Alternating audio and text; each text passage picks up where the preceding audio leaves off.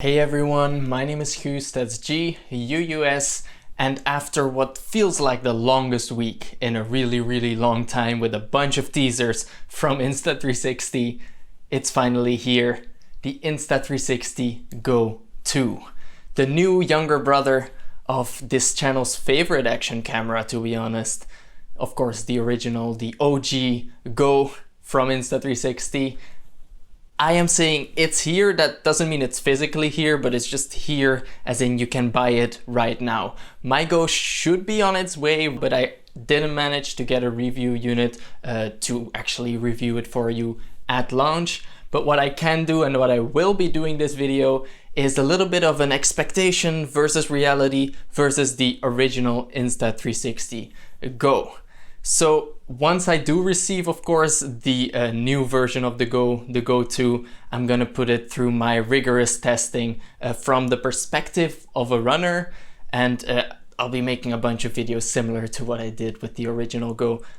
I love this action camera, and I'm sure I'm gonna love the GO 2. So in case you want to see those videos, be sure to stick around by subscribing. I hope to receive the GO as soon as possible, and of course I'll be sharing pretty much everything I do with it with you from that point on. Let's just jump right into this video in which I will be comparing the original GO to my expectation to the GO 2. And I'll be doing this in a bunch of different categories, of which the first one is size and weight. So I have these little graphics designed right here. We have the name of the category, or well, some of these aren't really categories, it's whatever you want to call it. Then we have the original GO, then we have my expectation, which, isn't it kind of cute? You have to admit, like, it's a bit scary at first and then it looks kind of cute, which is also weird because it's based on me, so I just called myself cute. And then of course, finally, after my expectation, we have the actual specs from the new Insta360 GO 2. So starting off with size and weight, I mean, look at this thing. Every time I pick it up, I'm still so surprised at how lightweight this thing is and how small it is. So here's the exact specs. The weight of this original one is 18.5 grams. What did I expect for the GO 2? Honestly, seeing at how limited this original GO was, I was expecting the weight and maybe the size as well to go up a little bit. I said for the weight 22 grams, the size I'm not gonna even guess that. And what we got was 26.5 grams for the weight, and the size also increased a little bit in every single dimension. From a runner's perspective, where I attach the Insta360 GO to my forehead while running, I really don't mind that it's a little bit bigger and a little bit heavier, but I can imagine that some FPV pilots might be a little bit more confused or irritated about this, because of course when flying FPV drones, you want it to be as lightweight as possible and also to be as small as possible, because otherwise you have much more resistance when flying your drone through the air. So a little bit of an increase there. I don't know if it will be a problem. I don't think it will be for me, but of course it really depends on your use case. Then let's move on to category number 2, and that's gonna be normal recording, similar to what you're watching right now, real-time video. The original Insta360 GO recorded in 1080p when using the wide angle, or what I'm gonna refer to as 900p when you would crop into linear mode, and that was all at 25 frames per second. What I would expect for the new GO was gonna be 2K.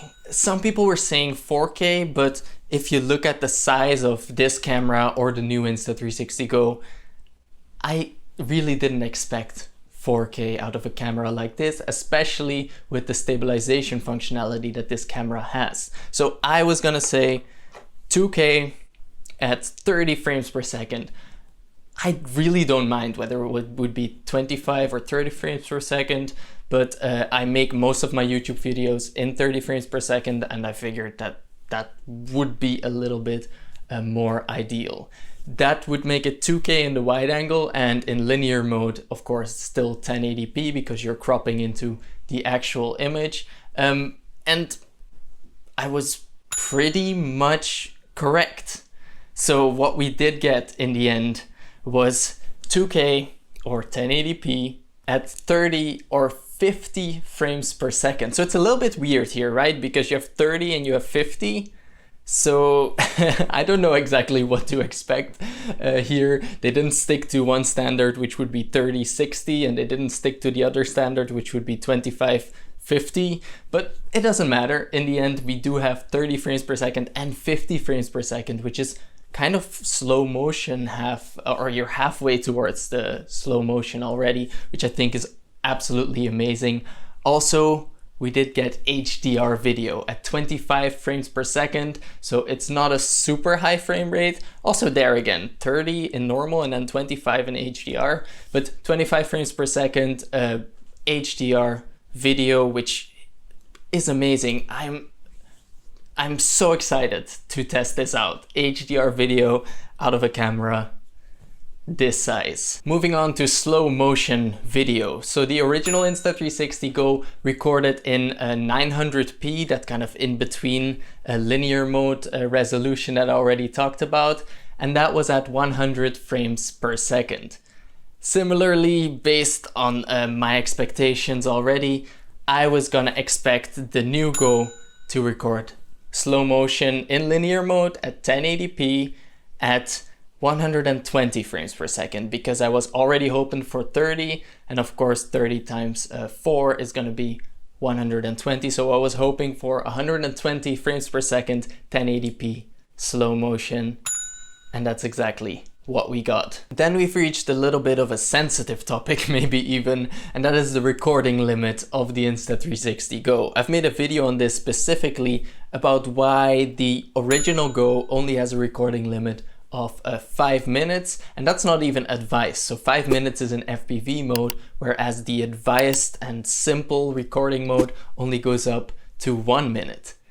So it was very difficult to make an expectation for this for the new Go, because I actually understood why the original Go had these limits. Because you're working with such a small body, it's a lot of hardware in there and it would overheat quite quickly. Oh yeah, also slow motion recording would only go up to 30 seconds on the original Go.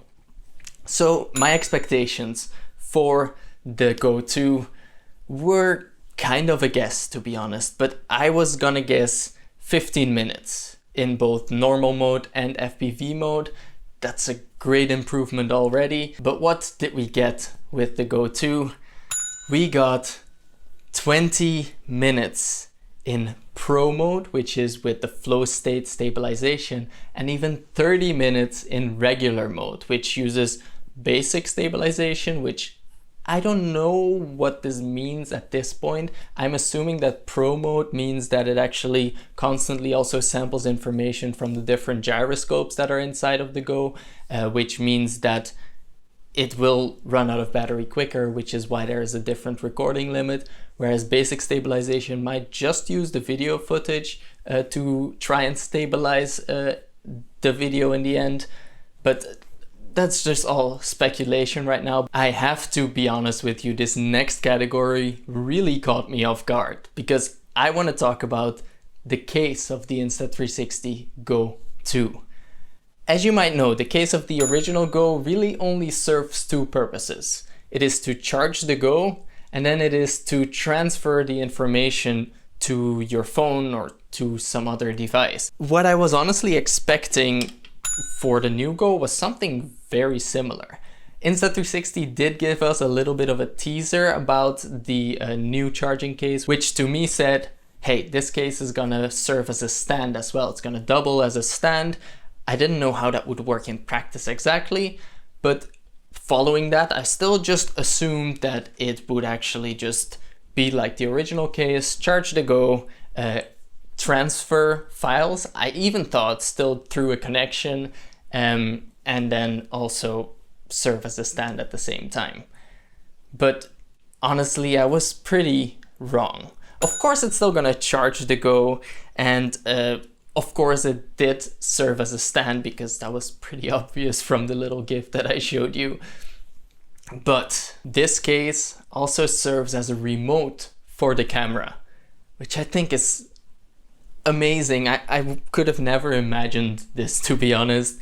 At the same time, I guess it has Wi-Fi, or the camera has Wi-Fi, so you don't have to connect the Go to your phone anymore in order to transfer files. You can just do that wirelessly, which is also amazing. So much more than I expected from the case is what we actually got. And then our final big category is price, of course. So the Insta360 GO originally retailed for 200 USD, or about 229 or 230 euros here in Europe, where I'm from. What I was expecting for the Insta360 GO 2, especially based on the things that I already told you, was for the price to go up, and go up quite a bit. So I would say around 300 euros, 300 USD. Of course, let's say 300 USD and then 339 euros, something like that, in that ballpark. And I wasn't far off, because the new Go sells for 300 USD or 320 euros. So I find it very weird that euros are always, it's always more euros than USD, even though $1 is actually not worth a euro. Yeah, that makes sense, right? But the price difference between euros and dollars did decrease a little bit, so I guess that's kind of nice to finally see. And then here are some final specs which I didn't want to make any assumptions about or expectations about. So we got an update in megabits per second from 30 to 80, which is absolutely amazing. It was honestly a really big problem with the original Go, so I'm glad that they gave us a little bit of an upgrade there. Also, we went from an IPX4 rating to an IPX8 rating. So the original Go, they said you could put it underwater for 10 seconds, whatever that meant. I never dared to actually put the Go underwater. The new Go, you can put it underwater for up to 4 meters, which is absolutely amazing. And then finally, we also have a memory upgrade, because the resolution of course goes up, so you're gonna fill up that memory much quicker. So the original Go had 8 gigs and now we have 32 gigabytes of internal memory, not expandable or anything like that, just like with the original Go. But that's really everything. I don't have the camera yet, as I already said, and as soon as I receive it, I will be testing it to the limits, especially from the perspective of a runner like myself. So in case you are interested in those videos, be sure to actually stick around by subscribing to my YouTube channel.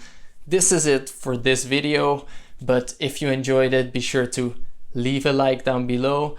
The comment section is open for anything, but if I have to inspire you a little bit, let me know what you think is the most exciting feature of this new Insta360 GO. But thank you so much for watching. You just keep on rolling, and then you'll see me again in the next one.